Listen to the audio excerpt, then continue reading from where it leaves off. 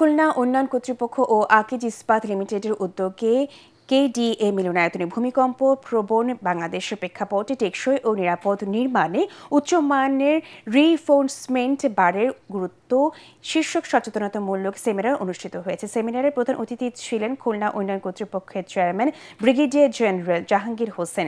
বিশেষ অতিথি ছিলেন আকিজ ইস্পাত লিমিটেডের প্রধান নির্বাহী কর্মকর্তা গালিব মোহাম্মদ।